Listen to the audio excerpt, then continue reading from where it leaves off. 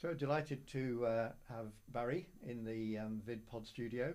So Barry, customer experience, what does that mean to you, and how do you bring your experience in industry as a supervisor? Thank you for the invitation, Phil. I think customer experience is still a relatively new thing. I mean, in the B2B world, it's still quite embryonic in its recognition as a discipline. But I always tell this story, and it's a simple story. But if you imagine that you are running a business, say you're running a chain of cinemas, and you had decided to set some new KPIs for that cinema or that cinema group, and you went back to your staff and said, what do you think the key performance indicators should be?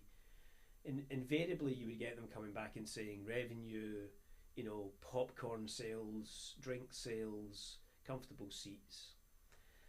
And not that that's wrong, but in the current world, and there was a major study done some years ago on this, that said that the real need of the most common group of people that go to cinemas, and that is invariably parents, not single parents, parents on their own with their kids and other kids, was the main group, and what they wanted and was the easiest journey Yeah, between their car and their seat. yeah.